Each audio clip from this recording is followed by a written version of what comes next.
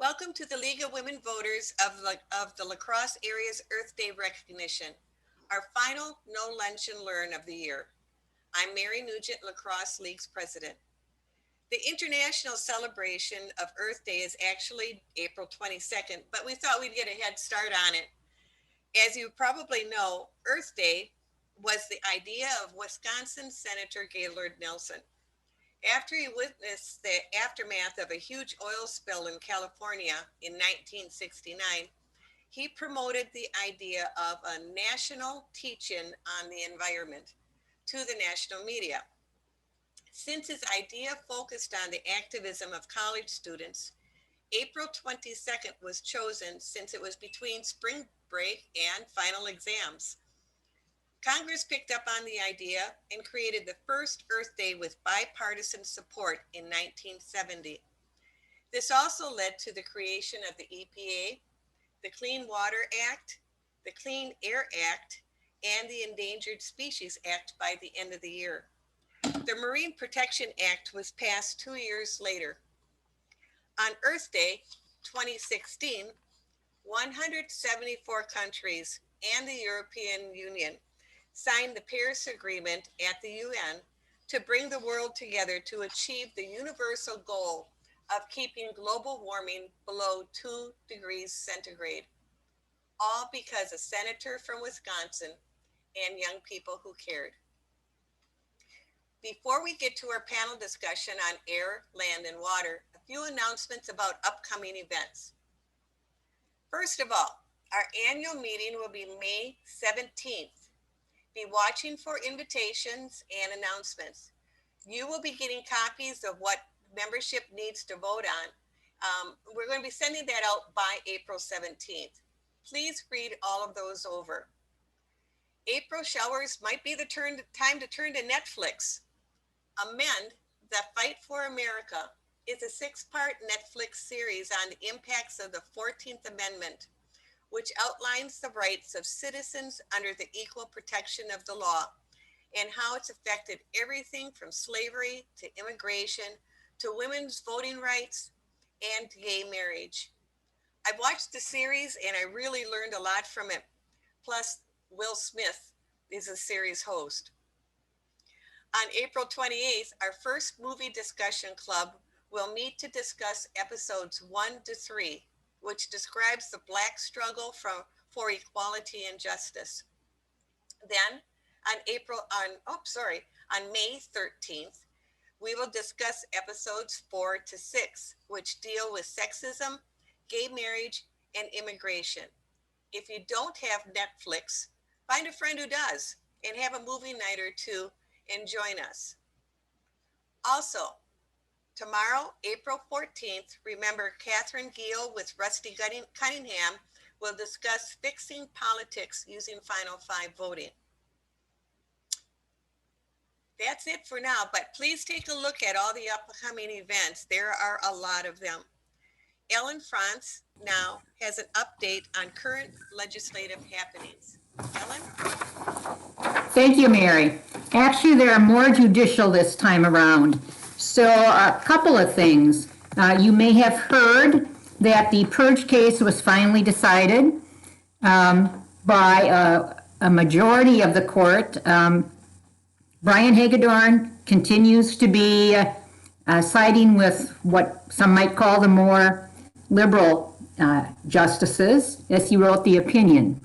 They really addressed a very narrow question, and that was whether the statute, in its plain language, places a positive and plain duty on the Wisconsin Elections Commission to purge. And the court determined it doesn't. It's the municipal clerks and the Board of Commissioners, which only exists in a populous city and county like Milwaukee, to do the actual act of purging. So very narrow. They didn't decide whether the law is valid or whether or not it has been complied with. So you may recall that the WEC, the State Elections Commission, had a tie and didn't vote to make changes after the local judge said you have to purge, and they were found in contempt and fines assessed on, I think, on a daily basis because they hadn't taken any action. So that is all reversed. And, you know, in our area, it would be our municipal clerks who have the authority to take names off the list if they have given reliable information that the elector has changed residency outside the municipality. When I was looking for this, I also found a decision issued last Friday on a procedural matter. The same gentleman who was the plaintiff in the case that said that our governor could not put in mask and other mandates, brought a lawsuit directly in the Supreme Court to prevent the use of ballot drop boxes, filling in the addresses of witnesses in absentee ballot. That's regularly done by our municipal clerks if they can ascertain who it might be, and to limit who can return absentee ballots for the electors. And so he tried this direct action in the Supreme Court. The process normally is to file a complaint with the Wisconsin Elections Commission first. And so again, Hagedorn, writing the decision, it's a procedural decision, said that he wanted, a majority then, wanted briefings of whether or not the Supreme Court can consider this case as a jurisdictional issue, or whether they have to, his name is Fabric, I'm not sure how he pronounces it, whether they have to start the process below before it gets up to the Wisconsin Supreme Court. So this, if you're watching the legislature, you know there have been a lot of bills kind of floating or talked about to limit voting rights in some ways. This would be another way, wouldn't perk up through the legislature, but another way to maybe get the Supreme Court to determine those particular things as illegal or not possible in Wisconsin. So it's another point of attack. We'll have to keep our eyes open for that. I also, while I was doing it, I checked to see if the Supreme Court, our Supreme Court here in Wisconsin, he had done anything on the proposed rule change that would allow them to get the direct appeals from redistricting. Those cases typically have gone to the federal district courts who have more experience in deciding, but they had a petition from conservative folks asking that it go directly to a Wisconsin Supreme Court, not anyplace else. And I think that was filed in June. There has been no decision yet on what our Wisconsin Supreme Court is going to do, whether they're going to accept the petition, modify it, or say, no, we don't want to be the sole place where these kinds of actions can go. And it's entirely likely that there will be no agreement between our legislature and our governor when the time comes, and that a court will determine what the redistricting is going to look like for the next 10 years. That's all I have. Thank you. Thank you, Ellen. And a reminder that the webinar is recorded and available on our website and on our YouTube channel. Robin Schmidt, League Vice President, will be conducting the Q&A for the panelists. If you have any questions, please submit them using the Q&A icon located at the bottom of your screen. Your questions will be addressed at the end of the speaker's presentation as time allows. We won't be monitoring the chat function for questions. All right, take it away, Robin. Thank you, Mary. Good afternoon, everyone. Thank you for joining us. We're going to get started. We'll have 10 minutes for Q&A. If you have any questions, please submit them using the Q&A icon located at the bottom of your screen. Your questions will be addressed at the end of the speaker's presentation as time allows. We won't be monitoring the chat function for questions. All right, take it away, Robin.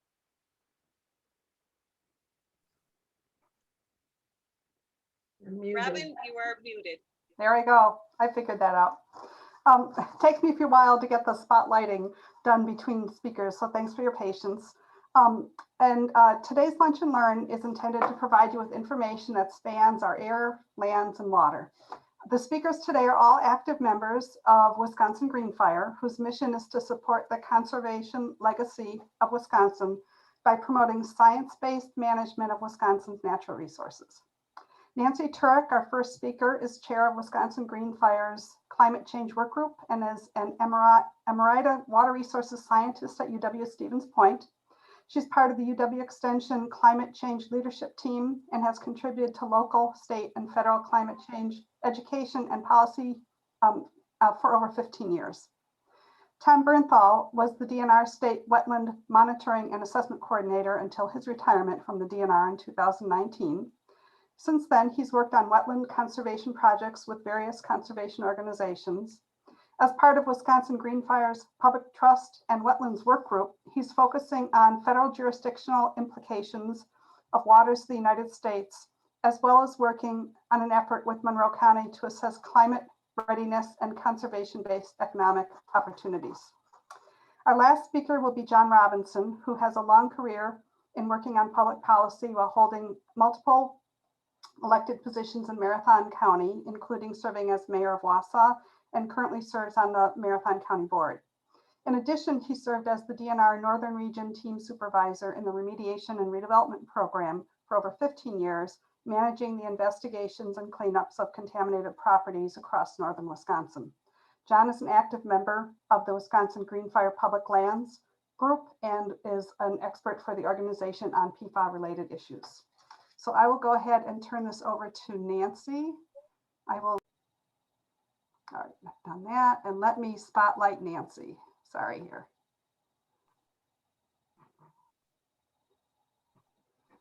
One minute. Hold on, sorry. Move my spotlight and let me add Nancy's spotlight. And Nancy, you're not seeing the full slideshow again. There we go. Are we good? Yes. Whew. Okay. Thank you and good morning, everyone. I really appreciate the opportunity to be here and talk with you about climate change as well as celebrating Earth Day. As I was putting my presentation together, I realized how difficult it is to be in a celebratory mood as we talk about climate change, but I'll do my best. So there's an awful lot to learn about climate change, and we'll do what we can in a 20-minute period of time, but I just wanted to note that you can learn about climate change itself from a physical standpoint, how it's impacting wildlife and people across the state, the policies associated with climate change, communication strategies, all kinds of things. So I'm doing a taste of during this presentation. I know not everybody has background on climate change and what's happening within the state in terms of temperature and precipitation and that sort of thing. So I'll cover those topics and then move a little bit into who's making decisions about climate change, and then some information on the state and national level in terms of what is being planned. And there's a lot going on right now. I guess I'm happy to say the past couple of years have been a bit quiet. So I threw this slide in because I know there's always an ongoing conversation among the general population about whether climate change is occurring and how and what. So this is a slide of carbon dioxide in the atmosphere for the past 800,000 years. And nobody was out measuring 800,000 years ago, but fortunately records are stored in glaciers. And so in the glacial ice, the pores in the glacial ice can be analyzed for carbon dioxide and other gases.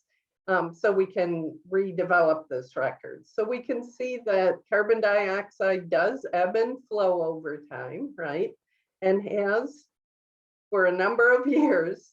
But here's where we are now. And we can see that we were on an increase, which isn't inconsistent with previous years, but then we shot almost straight up. And this is the Industrial Revolution, a result of the Industrial Revolution.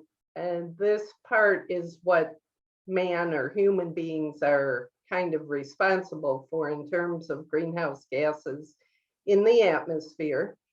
So those greenhouse gases serve as a greenhouse. It covers our upper atmosphere, and cooler, hot air can't get out after the sun warms it near Earth, and it retains in just like a greenhouse, hence the name. And so we see warming effects. They aren't uniform across the Earth, and that makes this even trickier to talk about. So I don't have many graphs in here. I'm sure some of you will be happy to hear that. But I did include this one because I think it demonstrates rather well what the decisions we make today can result in the future.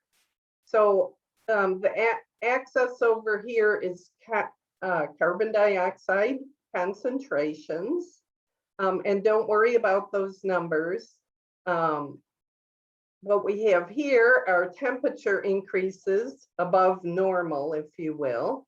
And then I want to draw your attention to the far right, where I've typed in high emissions, lower reduced emissions, and net negative emissions. So here we are, and we can decide at this point in time whether we're going to continue business as usual, which will give us high emissions and really warm temperatures that will have significant effects of life and water and all kinds of things on the planet. If we reduce emissions, we'll still see temperatures increase for a while because we do have greenhouse gases in the upper atmosphere that are hanging out there, and then eventually they would drop off down towards still warming, but cooler than high emissions. And this net negative emissions option means we reduce emissions of carbon dioxide and greenhouse gases, but also add technology to actually remove additional carbon dioxide from the atmosphere and store it in the earth or something like that.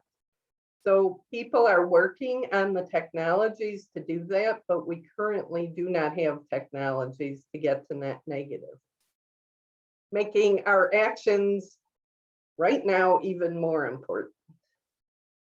So we're going to shift and go to Wisconsin now and learn a little bit about what's happening here. Again, you'll see there's a lower emissions option on the left side and a higher emissions option on the right side. So these are modeled predictions, and they're consistent, especially the one on the left is consistent with patterns that we see today and have observed over the past 20 years or so, but looks into the future towards 2100. If we get to lower emissions, we'll see these are changes in average annual temperatures. So throughout the year, just the average. It's the most simplified version of map I could show you. They have them for seasons and day and night and all kinds of things. So we can see that the northern part of the state will be most affected unless you're right up by Lake Superior that has a little bit of buffering effect. And we would see on average temperature increases of about 8 degrees annually, or on average annually. In the northern part of the state, a little bit lower in the southern part of central and southern part of the state, around 5 degree average annual change.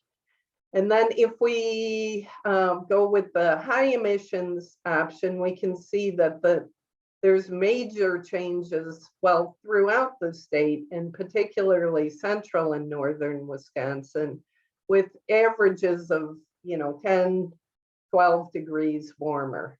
That is a huge change. And the plants and animals in Wisconsin, as we know it today, would not be here, nor it would also significantly impact lakes, rivers, all the natural resources we know and love, as it would in the southern part of the state too. So the most rapid increases that we're observing occur at nighttime and during the winter. At night, that results in difficulty sleeping, and particularly if you are unable to afford to pay for more energy use, if you're unable to insulate your home or provide some type of cooling, you don't get restful sleep with temperature increases at night. In the winter, I added this photo. I think it tells it all. If we lack snow and the snowshoe hair turns white in the winter time so that it's not predated on, we can see that it becomes very vulnerable if there's not snow cover. There's all kinds of other impacts as well, including inability to harvest trees during the winter time that are in wetland areas and need frozen ground, and all kinds of other impacts. We don't have time to get into that. That would be a whole nother presentation. So we typically are looking at temperature and precipitation to guide the drivers of climate change, if you will, or the big results from climate change. And that in turn, they both in turn have impacts on communities, animals, our lakes, our rivers, pretty much everything. So what we're seeing in terms of precipitation, no surprise to most of you, is warm air holds more moisture. So we're seeing a lot more intense, heavy, larger rain events, and that is projected to continue. It's more difficult to do projections of precipitation than it is temperature. The temperature models have been pretty solid for the last 12 years. Precipitation has a lot of things that affect what's happening. So sometimes we talk about it's going to there'll be more droughts and other times more rain. So in general, we talk about more extremes. And in this map, it shows the upper Midwest having experienced already about 42% more heavy downpours. So it's not your imagination. This is a map showing the 100-year really big rain events that have occurred between 2010 and 2020. And we can see for the most part, the western part of the state is experiencing the largest major extreme events, I guess, a little bit less to the northeastern part of the state. So climate change becomes difficult to talk about spatially too, because we're telling people again, like, well, you might get more, but you probably won't. It's very confusing for people. So in general, when I'm talking with folks, we talk in generalities, but it's good to know the details too. Let's see. So climate change is a systemic problem, which really complicates understanding as well as solutions. It does hold a lot of promise, though, in my opinion, for thinking outside the box to identify solutions that solve more than just one thing. So it goes beyond just one cause and one effect. One cause can result in a huge variety of effects that that then affect other things. You get that snowshoe hare predated on, and the predators later don't have as much food, and so on. So it's very systemic. The greenhouse gases alter atmospheric patterns, and then that in turn alters the hydrology on the landscape especially, right? So where lakes and rivers are. I live in central Wisconsin. We were talking about droughts and drying up lakes about a decade ago. Now we have super high water levels. Both are extremes and hard to plan for, really. We have weather-related impacts, as I pointed out. They're not uniform across the globe, the country, and the state. And then we have social impacts, and climate change exacerbates inequities. There's no doubt about that. And as well, some living beings will prosper with changes in the climate, while others will either decline or even become extinct. So we have 3 responses to climate change: mitigation, adaptation, and resilience. Mitigation means we're going to take that carbon dioxide out of the air and store it somewhere. A tree is a fantastic example of that.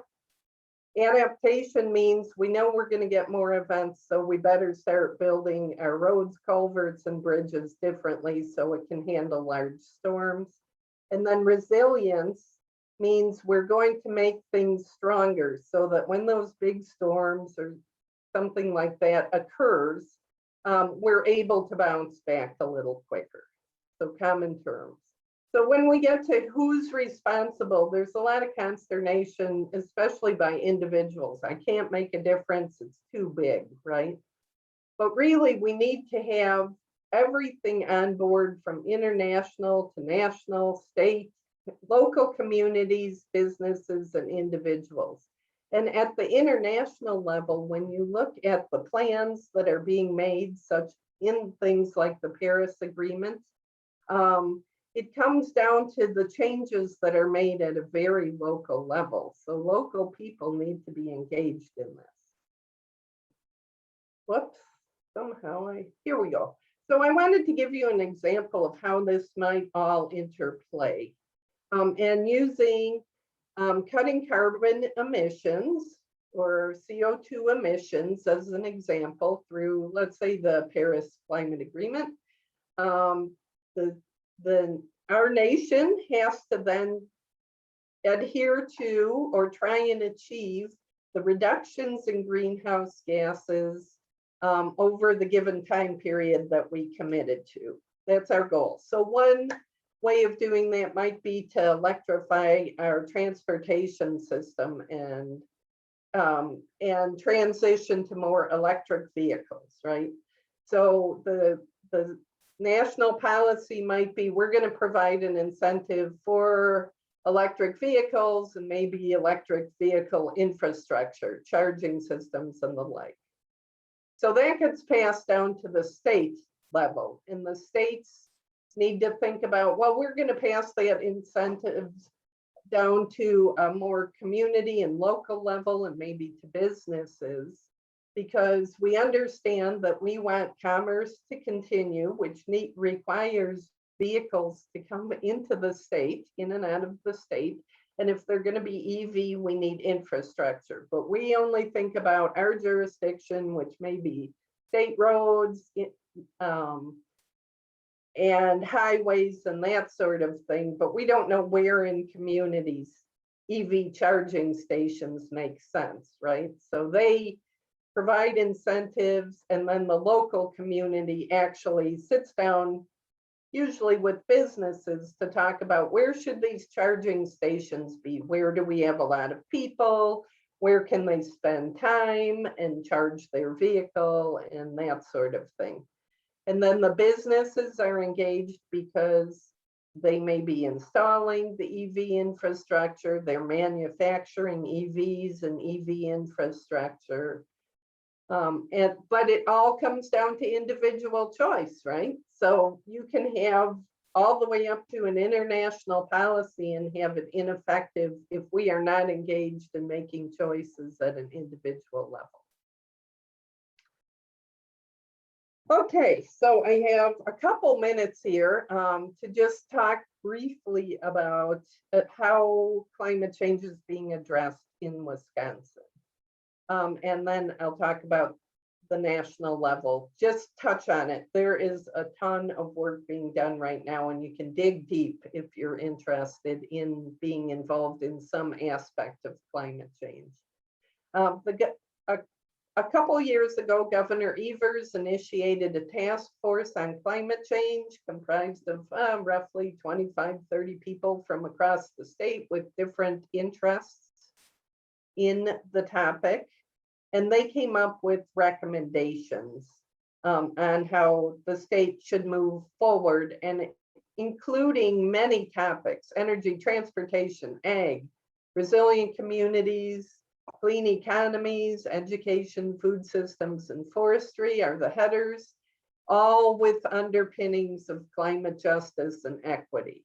So the transitions that we need to go through to address climate change open the door for us to do things in a more equitable manner, to come up with equitable solutions, which is awesome, I think. Governor Evers' proposed budget bill contains a lot of incentives peppered throughout the bill. What they highlighted within their bill has to do with establishing some offices and personnel to oversee mostly state and local climate resiliency and planning, and all these other things that fall below that basically fall into the planning category, whether it's for how to be reduce carbon footprints, how to incorporate climate change into health and infrastructure planning, all kinds of things. And then some funding for a clean energy grant program, which is a one-shot deal. So we'll see how this goes. And then there's a lot happening at the national level related to climate change. I just pulled out a couple executive orders that President Biden initiated, but he's directing agencies and departments to review policies and the way they do business and the way they manage national land. So that has reverberating effects, right? So it's more than just what we see in these few executive orders. So he has federal and foreign policy and national security issues that he wants to address strongly with climate change. It is very much a national security risk, and that has been known to the Department of Defense for some time, and identified by them for some time. Anyway, I am running out of time, but I would suggest that if you would like to learn more, it's easy to query the president's executive orders and see what he has in mind. So I thank you. I wanted to point out that Greenfire has initiated a report that's really quite easy and straightforward to read, that talks about how to incorporate natural and working lands into climate solutions. It's just an awesome document, and I encourage you to seek that out too. So thanks. Thanks, Nancy. I'm going to change the spotlight from you over to Tom. Sure. And let's see, move that. And Tom, I'm going to go ahead and spotlight you and then turn it over for your presentation. Okay, I will try to share my screen.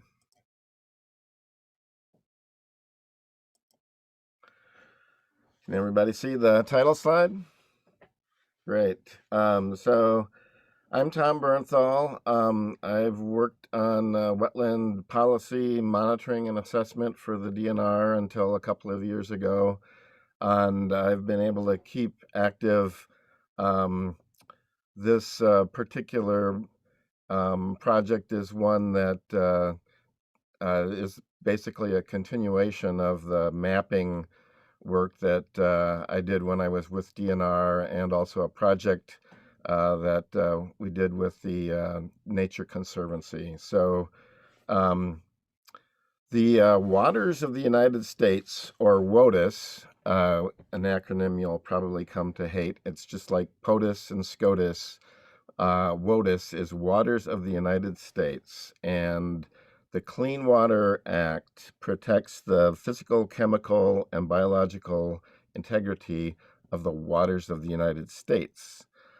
Unfortunately, the Clean Water Act itself didn't clearly provide a definition of what a water of the United States is, and as a result, this has been under contention ever since the act was passed, and it's been batted back and forth in terms of how far does jurisdiction extend. So this, I would. I was going to say I could give a talk about the history of all the changes to how we've defined waters of the United States, but actually that would be a Michael Caine expert lawyer. So we just say this has been hotly debated.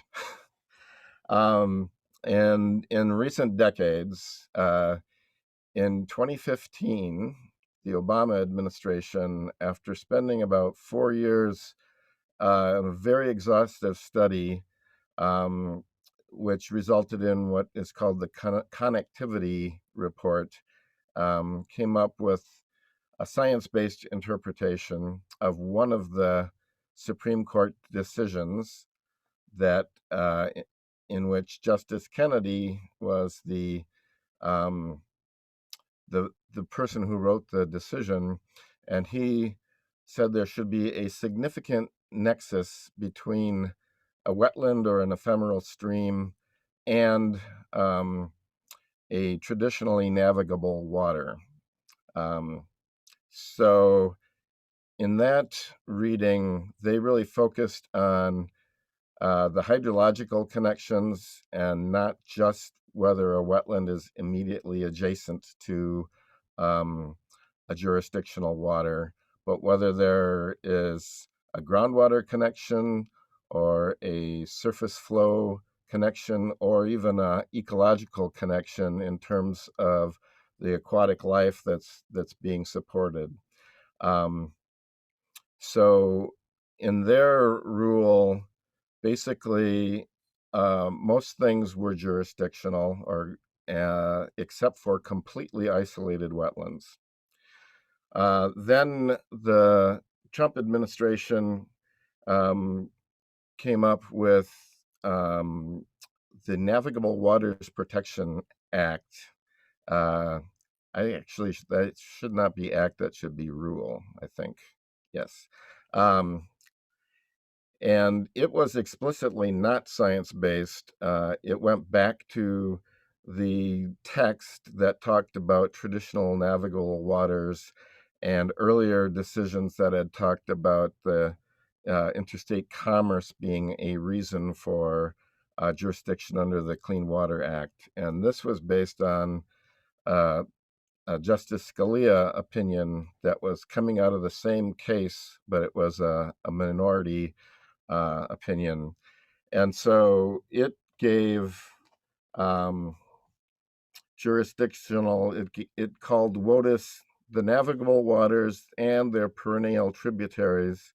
And so you can trace the Mississippi River to the La Crosse River, to the creeks flowing into the La Crosse River, and those are all subject to the Clean Water Act. But when you get to intermittent or ephemeral streams and wetlands, they said a wetland had to be adjacent.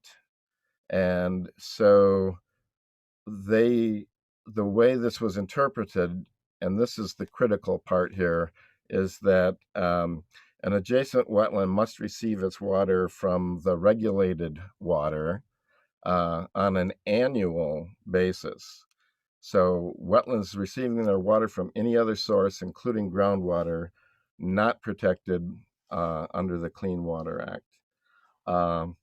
So this the work behind this rule, was going on for most of the Trump administration, and people were aware of it, and they promulgated this National Wetland Navigable Water Protection Rule in 2020. But going through the whole process is about a 3-year process. So when this was being discussed, it turned out that, so I've said in words what is Waters of the United States. This is a much better way of doing it in a graphic. And so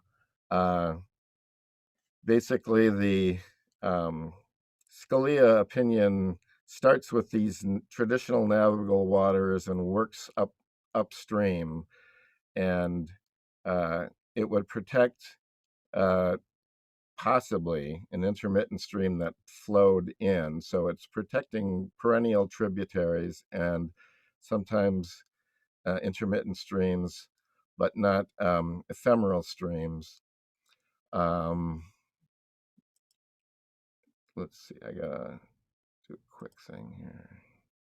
And then as you go up into the landscape, some of the prairie potholes that are completely surrounded by upland, and a lot of Wisconsin wetlands. So anything that's not directly touching and getting its water from a jurisdictional water is not a water of the United States. So this is not only prairie potholes, but this is vast stretches of the bogs and forests of northern Wisconsin. And I'll get into that in a minute. And then in floodplain wetlands, because of this annual requirement, it's kind of like some of those floodplain wetlands that are immediately adjacent are going to be protected, but ones that have some upland in between would not be. And then also the way we understand it, the further out you get from the stream, even if you're still in the floodplain, those outer floodplain wetlands are questionable. So because the Nature Conservancy and DNR had done this project called Wetlands by Design, and because the National Wetland Inventory has done a classification system that basically takes the last slide that I just showed and applies classes, we have, as wetlands have been mapped, we were able to use this, it's called LLWW for landscape position, land form, water flow path, and water body type. But those 4 characteristics can be used to determine whether a wetland is immediately adjacent under the 2020 rule. And so when we applied that result of an earlier project, 2.9 million acres would remain protected, but as much as 3.5 million would not be considered waters of the U.S. under the Clean Water Act, and therefore not under federal jurisdiction. And that's over half of the wetlands in the state. And I'll get into where those wetlands are in a minute. So in terms of Wisconsin, this is where it gets complicated because you have federal regulation and you have state regulation. Can everybody see the entire slide? I'm I'm having my view blocked of the right hand side of the slide because the gallery is over it, and that's messing me up a little bit, but I'll do my best. So we back in 2000, there was the situation in general is that Wisconsin does not have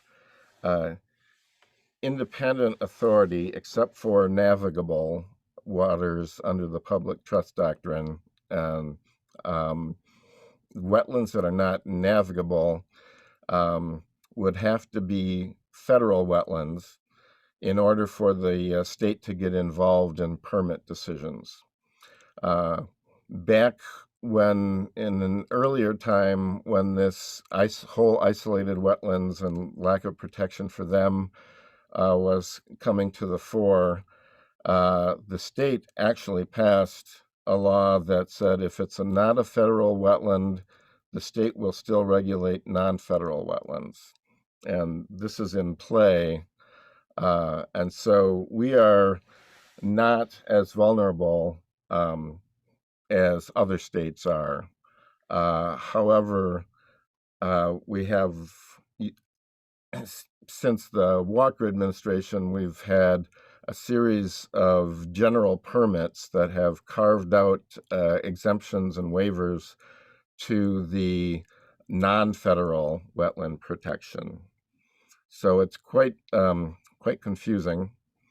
But this study that we did just focused on the federal definition. And so it's always kind of not as dire immediately in Wisconsin in terms of wetland protection as it is at the national level. So we looked at the major watersheds, the major river basins across the state, and applying that classification system. This is how it plays out in terms of where there are more wetlands that are unprotected and where there are fewer wetlands unprotected. So the good news for you guys in La Crosse area and in the Driftless area in general, that 14% is for the streams and creeks that flow directly into the Mississippi River. That's treated as a separate, those two separate basins. So there's huge amounts of loss that are taking place in the northern, not taking place. Huge amounts of vulnerability to not being regulated for a lot of the wetlands of northern Wisconsin because of the type that they are. And in your neck of the woods, there's more of an association of wetlands with streams. So, for example, the La Crosse area, this is kind of the southern edge. You've got the Mississippi, which is obviously a traditionally navigable water. There's no question about jurisdiction of all the wetlands that are part of the Mississippi Channel and floodplain, and that's what you see on the left. All those different colored polygons are different types of wetlands. But when you go into the tributaries, and I think this is, Mormon Creek, and you look at some of the details there, you still have a lot of the wetlands in the Driftless area are associated with streams, and that's why your loss of protection is only 14%. But if you look closely at some of these situations, the black line will be a stream and the wetland will be separated from it. And those are questionable as to whether that's considered jurisdictional under the Clean Water Act and whether you would need to get a federal permit to do something in those wetlands. So across the whole state, what types of wetlands are vulnerable? So again, in the northern part of the state, we have lots of bogs that are fed by rainwater and snowmelt, and they're not getting their water from an adjacent regulated waterway. So a lot of these are forested wetlands like cedar swamps, black spruce swamps, tamarack swamps, and they're very large areas of wetland that some part of them may be near a regulated waterway, but vast extenses of them are not. And then the whole point of this for the north is that these are such large blocks of habitat for many fish and wildlife species. So that's bogs and forested wetlands. Then you have in the rest of our glaciated landscape, we've got large wetlands that were glacial lakes, like the Sheboygan Marsh or the Horicon Marsh. And then you have in the western part of the state and in western part of the country, a lot of pothole wetlands that are seasonally flooded, and they are completely surrounded by upland, so they would not be regulated. And then you also have ephemeral ponds in the, like, say, the Kettle Moraine type areas where you have all this really lumpy glacial topography, and they're very important for amphibian reproduction, and they wouldn't be regulated. So now those are kind of the major concerns that are big concerns, but not necessarily in the driftless area. So I wanted to focus on what's going on in the driftless area. So I think one of the biggest dynamic things that's happening in the hydrology in your area is cold groundwater discharge occurring in springs and sedge meadows. So the photo here is of a bunch of tussock sedges that actually build pedestals that can be from a few inches to a few feet tall, and then groundwater discharging in those meadows, and then that gradually collects and eventually makes its way to form a stream. But a lot of these areas are not directly next to the stream. So the whole groundwater restriction is just a extremely major aspect of the 2020 rule. And then here's another sedge meadow that is in the, I think that's just south of La Crosse, but in Vernon County, I believe. So these are the places where the trout streams are born, especially in the critical headwaters, and that's a major area to be concerned about. Because so many of our driftless area trout streams are created from this type of water. The water is flowing to the stream. So the whole point is that groundwater is going to discharge, and the streams and the wetlands are being created by that groundwater, but the stream doesn't give its water to the wetland. It's just it's turning hydrology on its head. And then there's the whole active channel floodplain situation, where the interpretation that was handed down was requiring that a wetland had to be flooded annually by the regulated waterway. And again, that's not how hydrology works. The river and the wetlands are created because they're at areas that are close enough to the water table to be supported by in between flooding events. So this is really the most difficult area, I think, for people to interpret. So then in terms of wetland functions, this earlier project that we had done was actually done to assess wetland functions of flood abatement and water quality, fish and wildlife support, carbon storage, stormwater treatment. And so we looked at the results that we had from looking at all the wetlands across the state and identifying those that our analysis said had a role in flood abatement, and found that 2.5 million acres of wetlands would not be protected by the Clean Water Act. So that first figure of 3.5 million was any wetland that our assessment showed wouldn't be protected. Out of those, 2.5 million acres are ones that we identified as being important for flood storage. And again, your area is in the best situation relative to the rest of the state. And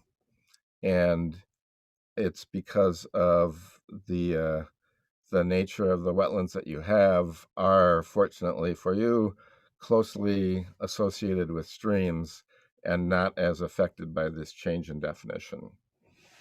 So what could be excluded in terms of, so bring a mental image of a backwater area on the Black River that has a large floodplain forest that is flooded sometimes, but not necessarily every year.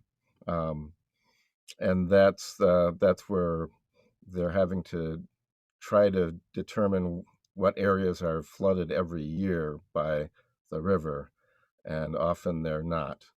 And then when we lose this type of wetland, we get urban flooding and agricultural flooding. So here's another map view. And again, it's like, where do you draw the line in this map of which of these wetlands are not flooded annually by the river? So some of the ones that are further away, and then you look at this tributary system. I know that's you got to kind of squint a little bit, but some of these wetlands are touching the stream and some are not. And then this is, by the way, is from the Wetlands Mapper, which you can get onto. It's the National Wetland Inventory. And again, you have some wetlands that are connected and some wetlands that aren't. I don't think I'll go through this in much detail. This was just for those of you who want to get on the map. You can actually tell what these letters mean. The one here is a seasonally flooded wetland. And again, the question is it flooded every year? So I hope that's given you a little bit of a sense of what's at stake here. And I'll be happy to take any questions, and I think I've used up my time. Hey, Tom, thank you so much. I'm sure there'll be questions. We'll let John give his presentation, and I will stop spotlighting you and go ahead and turn it over to John, who's going to talk with us about a topic of concern here, PFAS.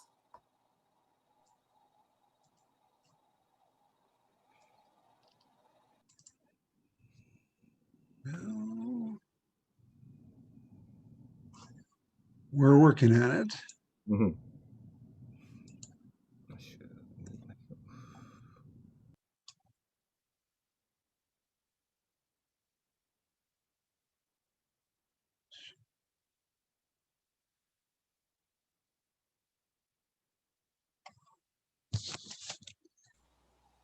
Tom, do you need to stop your share? Yes, he does need to stop, I think, for me. There you go. There you go.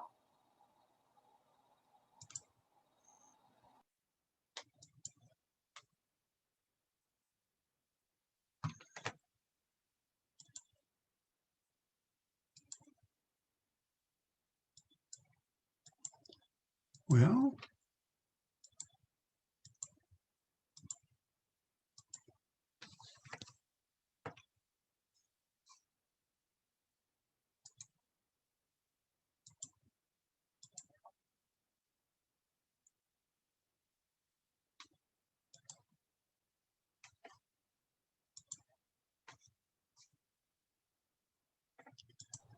Would you like me to try to do there, that first? there we go.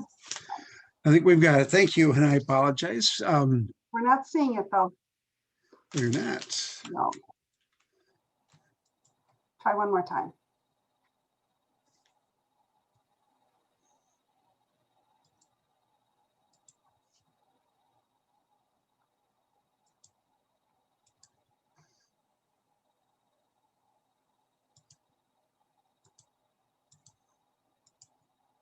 You've seen it now? No. Would you like me to try doing mine? Sure. Might be more awkward, but Let me try one more time. okay.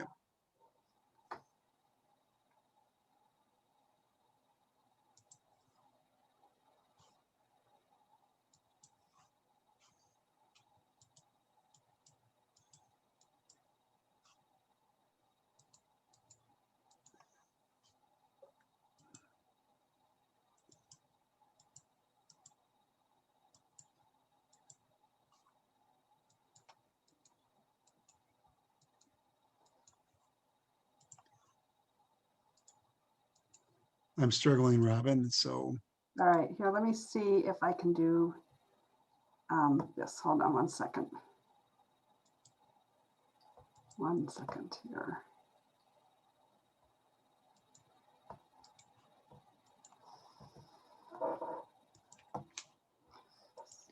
and we did practice this beforehand. I know.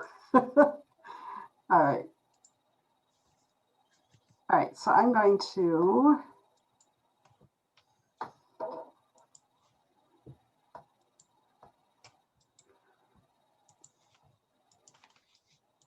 try to share my screen here, see if I can.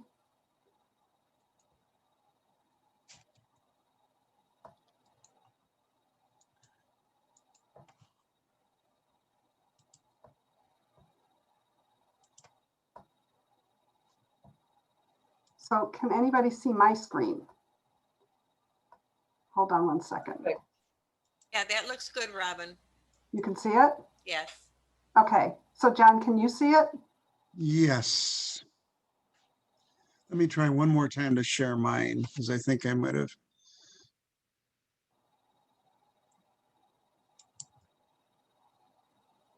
You want me to stop share for a minute? Please. Okay.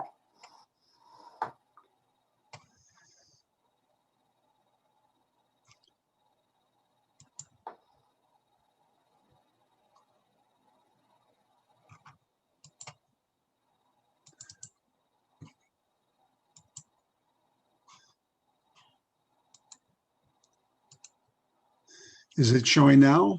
We're seeing PowerPoint, but it's a blank slide. It's a blank PowerPoint slide.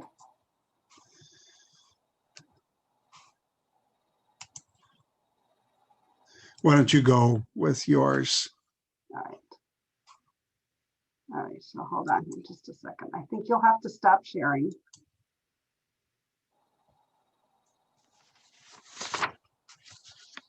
I'm going to share this and then let me just see. I'm just trying to figure out how to advance the slides here.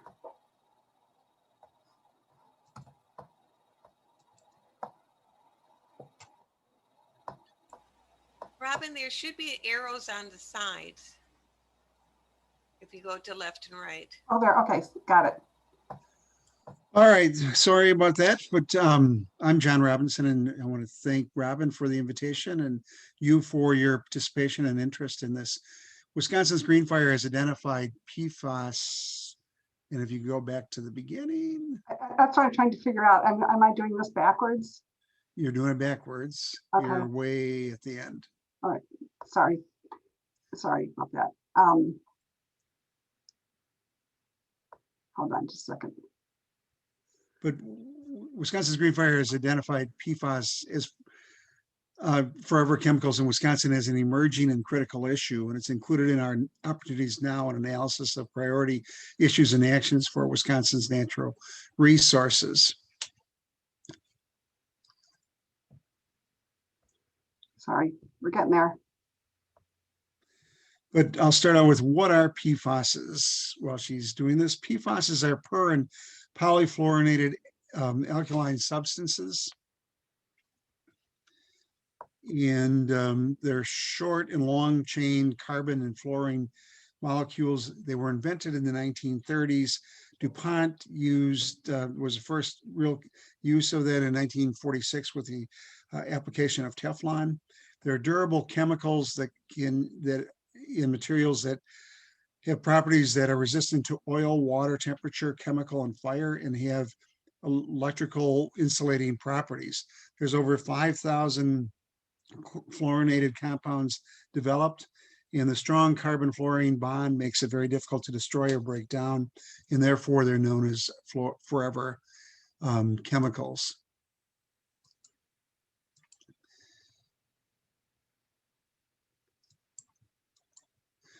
So next, okay, PFAS can be found in food packaging and processing. Microwave popcorn containers or packaging.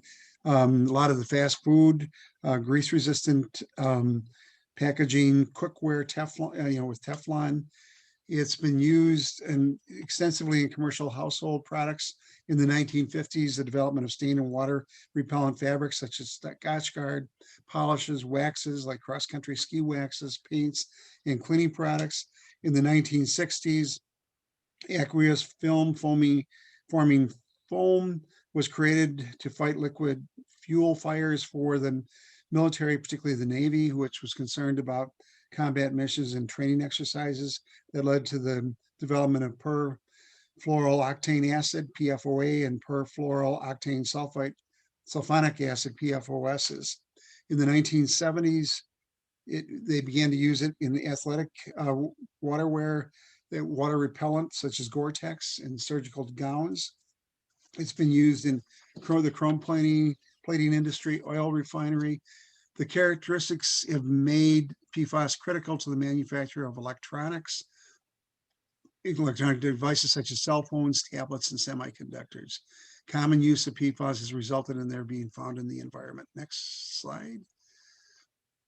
The following conceptual model was developed by the Michigan Department of Environment, Great Lakes, and Energy, and it shows transport of PFAS through emissions, effluent and wastewater treatment plant, solid waste, and product breakdown. PFAS are found in drinking water, groundwater, and surface water through the release in the manufacturing process, breakdown at landfills, effluent discharges at wastewater treatment plant. It's found in rainwater through air emissions, which then gets into the soils. And plants uptake the PFAS, and it gets into living organisms such as fish, animals, and humans. Next slide. PFAS bioaccumulate and biomagnify, thereby increasing the toxicity in organisms. PFAS bind to proteins in the liver and blood. Since 1999, CDC's National Health and Nutrition Examination Survey has found up to 12 PFAS in blood serum of study participants over the age of 12.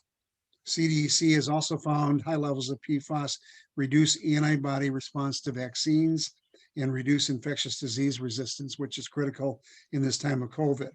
It's been linked to increased risk of kidney and testicular cancer, thyroid problems, higher levels of cholesterol, Parkinson's disease, bone density issues, pregnancy risks, including slightly lower average birth weight.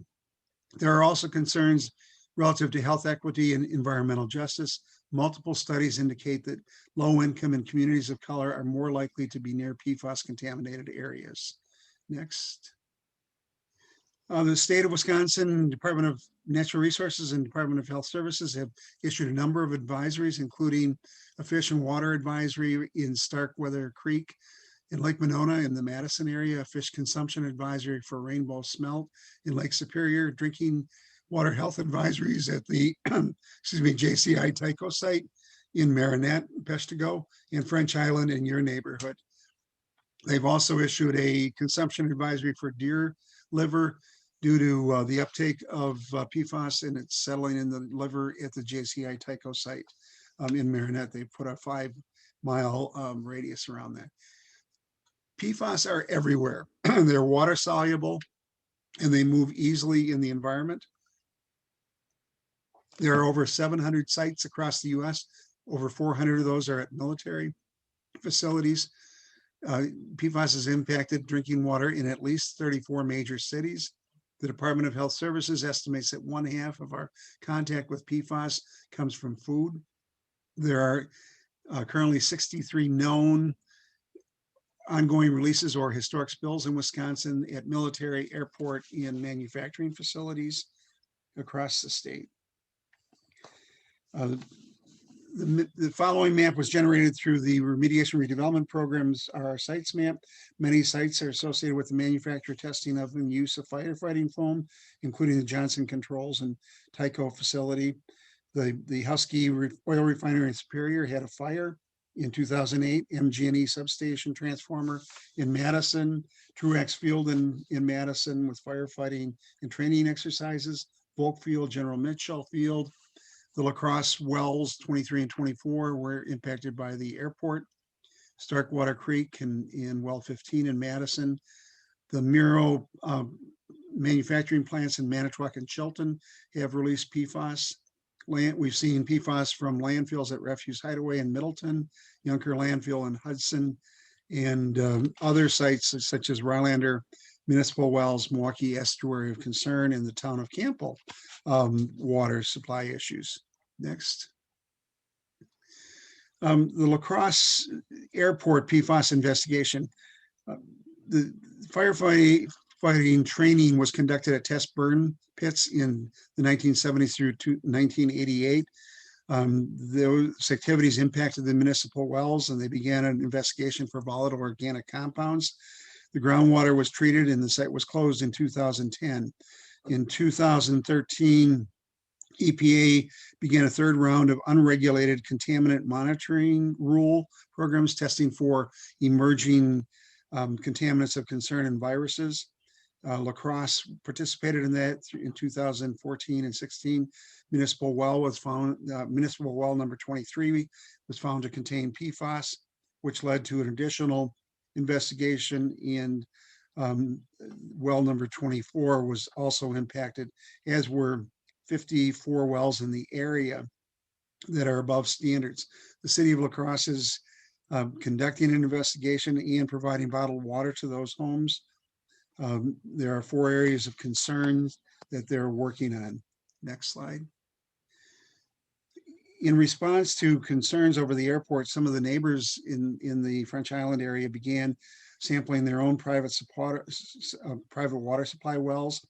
100% of the 185 samples collected to date have had PFAS in them, 61 above recommended standards for drinking water. DNR is currently providing bottled water to approximately 800 properties. And has issued a health advisory drinking water advisory for French Island. There's no clear connection with the city's airport site at this time, and the state is leading efforts, but they're primarily focused on risk assessment, determining which wells are impacted versus investigation at this time. Next slide. There are a number of challenges that face us in dealing with PFAS. First of all, there are over 5,000 chemical compounds with it. If the production stops today completely, the world will still live with the forever chemicals for a long period of time. There's been a reduction and shift to shorter chained PFAS that are not as hazardous, but they still have impacts. We have emerging science. We don't fully understand the impacts on human health and the environment. And we're looking at impacts in the part per trillion range. There's a lack of regulation and standards. EPA has been slow to address PFAS. While in the 2000s, they regulated PFAS under the Toxic Substance Control Act, and they developed non-regulatory health advisory for drinking water at 70 parts per trillion. They've also issued a lifetime health advisory for PFAS in 2016, but they haven't gone as far as other countries in regulating it, which has resulted in different regulatory approaches across the US with different regulatory standards. Industry has expressed concerns. Manufacturers have voluntarily phased out PFOS in 2002 and eliminated PFOA emissions in 2015. Municipalities are concerned that they generate that PFAS pass through wastewater treatment plant and landfills in leachate and sludge, and they're being held responsible for it. The industry argues that the regulations are getting ahead of the science and that there's overly conservative standards. Wisconsin Manufacturers and Commerce has led opposition to efforts to regulate PFAS in Wisconsin, challenging portions of the firefighting foam rule that I'll talk about a little bit later. And they had a suit to stop DNR from sampling and collecting samples at wastewater treatment discharge plants earlier within the last month. That was settled with the DNR collecting the samples but not releasing the results. They've also challenged the authority to regulate PFAS as a hazardous substance. Industry has not developed a sustainable approach for cradle to grave responsibility for the contaminant. PFAS are also very costly to remove. The Department of Defense have estimated that it will cost over $2 billion to address it at its 400 sites. There's no proven and safe method for destruction of PFAS because by its nature, it's very persistent. Current practices are containment versus destruction. They capture it in granulated activated carbon and move it off site. There are concerns in incinerating it that if it's improper, it will lead to additional emissions. So next slide. Wisconsin has regulated firefighting foam with intentionally added PFAS with the passage of Act 101 and the development of NR 159 that took effect in September of last year. And it's PFAS is a banned with intentionally added PFAS is a banned substance, and the department tried to set up standards that would allow its use, and a portion of that was challenged through the Joint Committee of Review of Administrative Rules. Governor Evers has issued Executive Order number 40, creating the Wisconsin PFAS Action Council, which consists of 17 agencies to develop a statewide action plan to prevent future discharges, inventory and minimize exposures, address historic discharges, educate and communicate about risks. And that task force or that Action Council has developed 25 recommendations, many of which are in the 2021 through 23 state budget. In 2019, DNR's water quality and fisheries programs developed a monitoring program to sample fish tissue and water chemistry around the state that led to some of the advisories. In March, again, the department proposed to sample effluent at wastewater treatment plants. DNR and DHS have been working on the development of groundwater standards. DHS developed proposed groundwater standards in 2019, which DNR is in the process of promulgating rules for PFOA and PFAS. In 2020, DHS sent over recommendations for an additional 16 PFAS. But the rulemaking process is slow but ongoing. DNR has created a number of stakeholder groups, meeting is providing input on the rulemaking process, as well as for sites. There's a group that meets in the Marinette area on a regular basis, and there's opportunities for that in the French Island area as well. They've also created an external advisory committee on PFAS. Next slide. The 2023 budget reflects Governor Evers' commitment to addressing PFAS. He created 11 new positions to deal with implementation of the action plan. He provided $2 million for statewide monitoring and testing for PFAS. There's a $10 million of funding each year for a municipal grant program for testing and remediation of sites. There's $1 million in the first year of the biennium for the collection and disposal of firefighting foam with PFAS, as well as language that would allow for the development of interim environmental standards for PFAS. Next slide. Greenfire has identified opportunities to improve science and begin to address critical issues associated with PFAS. They include prioritizing the identification of PFAS exposures and releases across the state. And we support efforts to require all water supplies to test for PFAS and all wastewater treatment plants to test the effluent and biosolids at those facilities by the end of July or June of next year. We support managing environmental PFAS contamination and devising cleanup procedures for PFAS containing media, including directing research dollars toward innovative approaches so that they can be destroyed. We support control of PFAS and identify methods to reduce exposure in the contamination through a clean sweep program of collecting firefighting foam, and also try to assign responsibility for manufacturers for cradle to grave responsibility for the contaminant. We support educating the public on the health and environmental impacts, including encouraging the DNR and others to host a PFAS summit to share information and research.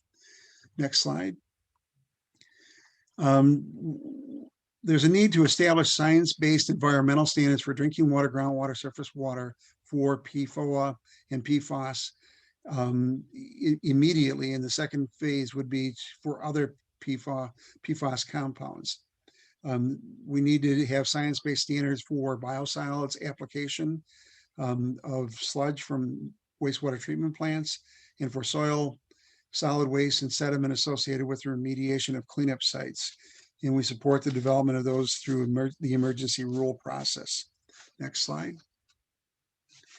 The Opportunities Now publication from Wisconsin Greenfire is available at the https://wisconsingreenfire.org website. The Wisconsin DNR has an excellent website dealing with both general approach to PFAS as well as the La Crosse situation.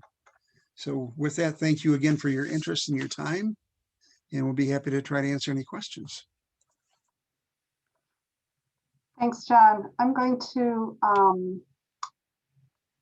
check here and make sure that, no, I don't think anybody is spotlighted right now. So I think we can go right to questions and answers. And I guess I've got a question here for Tom. Tom, can you explain whether or not and how groundwater is regulated? Is it regulated under the Clean Water Act, or is groundwater not part of the Clean Water Act? Is that just a surface water regulation? I believe groundwater is not directly regulated under the Clean Water Act.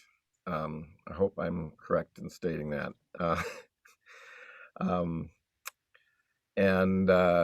Again, as you got from my talk, so many surface water and groundwater becomes surface water, and then it's regulated. And so there's a lot of mystery in at what point does that happen. It's not directly regulated. So in Wisconsin, we have the Wisconsin groundwater law, the Groundwater Act, and that is what, for the state, what covers groundwater regulation. Right. Okay. All right.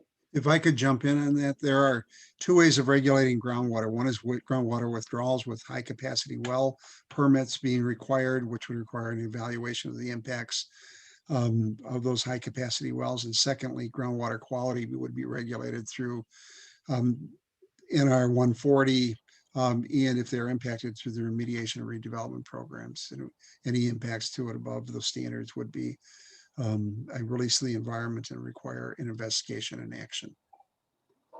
Thanks, John. And that aspect of the groundwater withdrawals is one of the test cases that's in front of the Supreme Court right now. So that's hopefully we'll see what happens. I have a question for John. John, the standards that are set, the health-based standards that are set for PFAS, I wanted folks to understand a little bit about how the rulemaking process worked. It changed, I believe, under the Walker administration, where DNR used to promulgate rules, but now all of those rules have to be reviewed by the legislature before they're allowed to go forward. I was wondering if somebody could comment on what that means in terms of the standards that that the department recommends versus what comes out as far as being the actual standards. Well, it's interesting because there are a number of changes that have occurred, including a couple of sessions ago, the adoption of Act 21, which basically said that you needed specific statutory authorization to develop the rules. And WMC currently is challenging the DNR's authority to list PFAS as a hazardous substance, arguing that it's not clearly delineated in the statutes. But the statutes define hazardous substance as something that has a deleterious effect on human health and the environment, and corrosive, toxic, and a number of examples. So it'll be an interesting challenge. And WMC and others have been challenging the department's authority in numerous areas. But the process requires a scoping statement to be submitted to the legislature.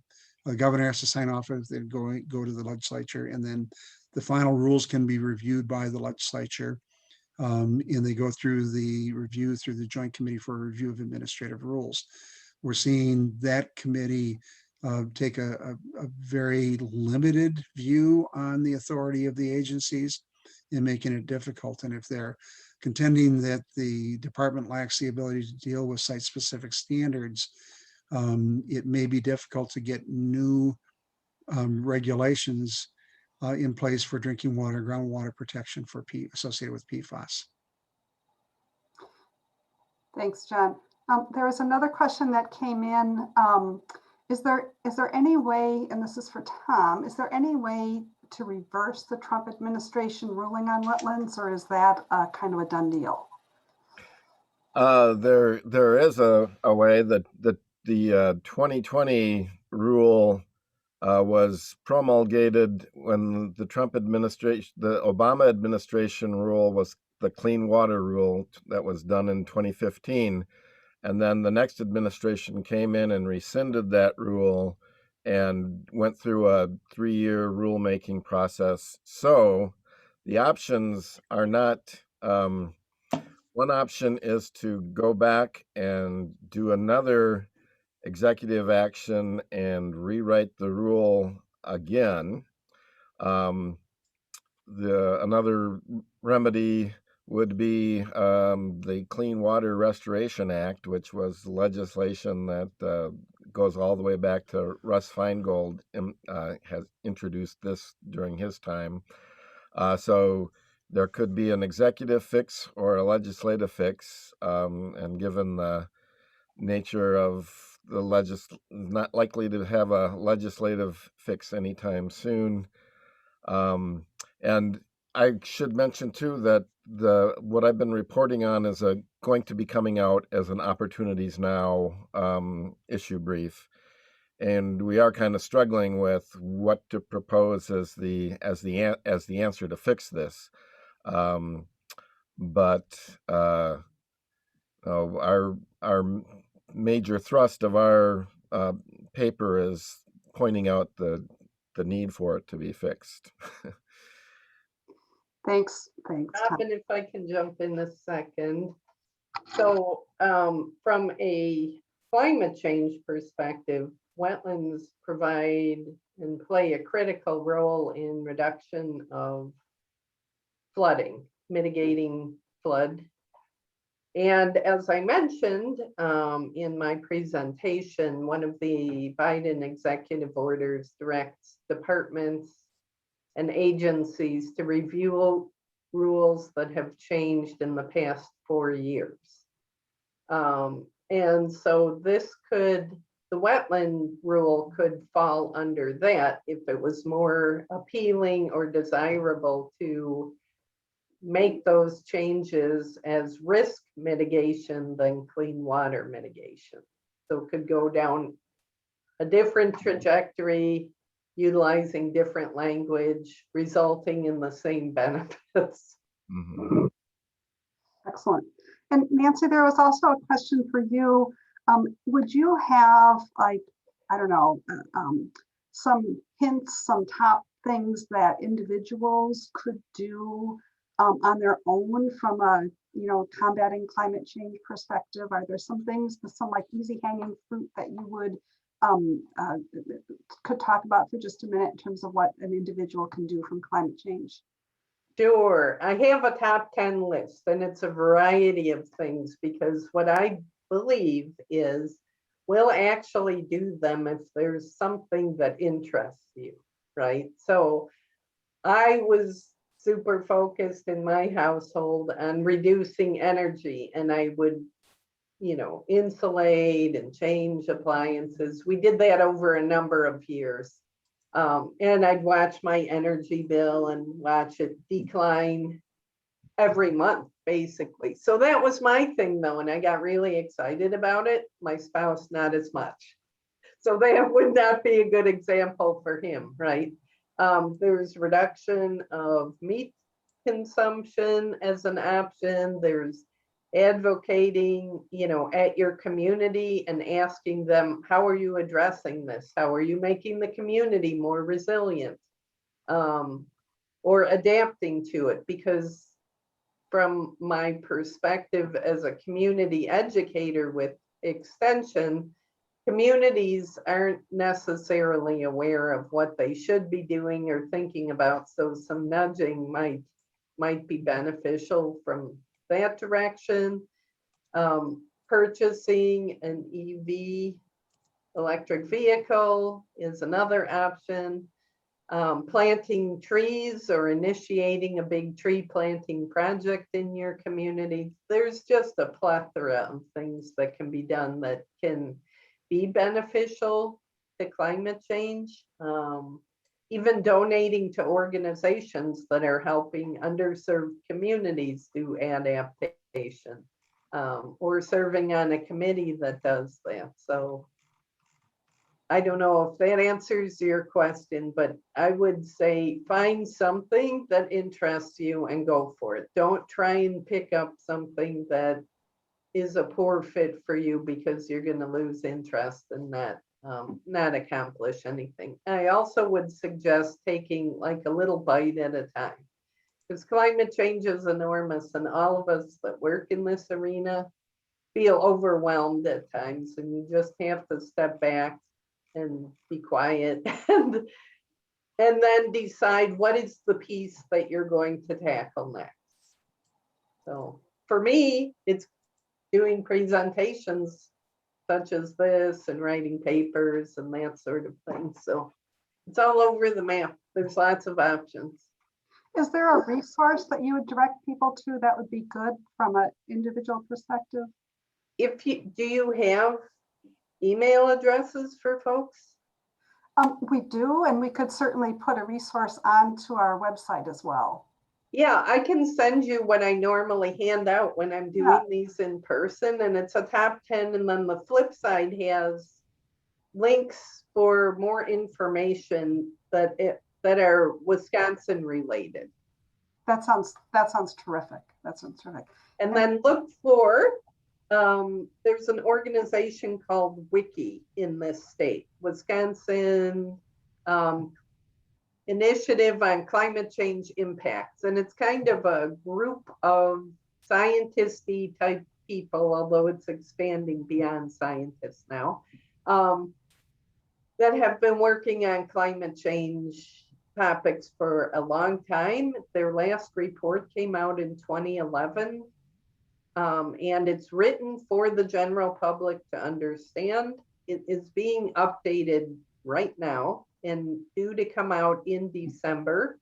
They did put together a report for the Climate Change Task Force, and they have an excellent website that has like little snippets of video vignettes with climate change impacts, and it kind of gives you a feel for how to talk about climate change from in a meaningful way without graphs. Thank you. And then I'm going to turn it over to Mary for thank you, but I did get one question about the difference between groundwater and aquifers. And I think aquifer refers to the storage of groundwater. John, can you nod your head if that's kind of correct?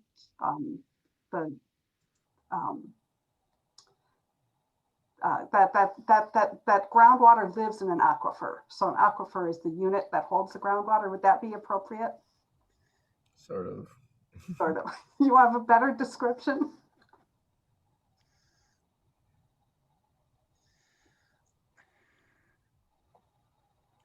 John, did you have? It's not within the program that I did, but generally, you know, we always got into discussions of aquifers, aquatards. You know, are they contained? Are they flowing?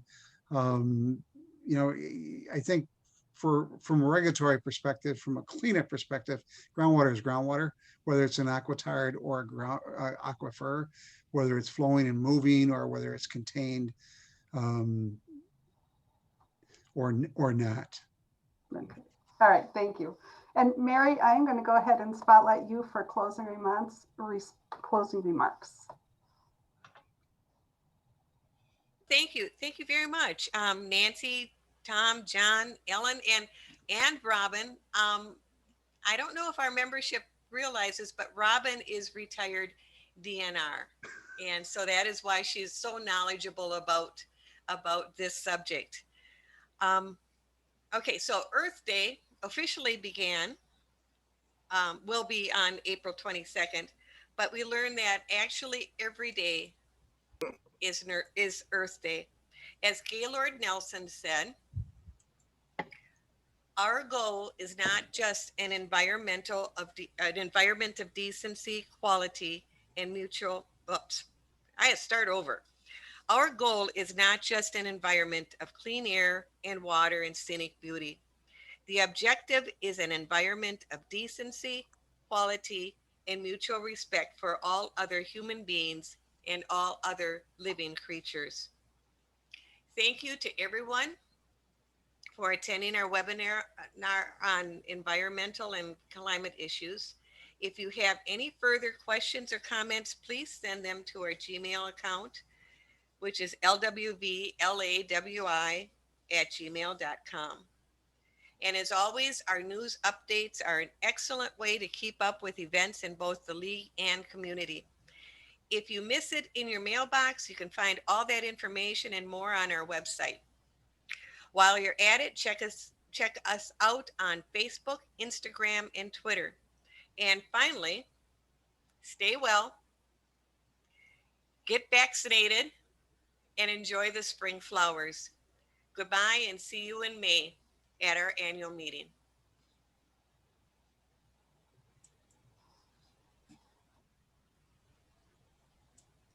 Thank you, everybody.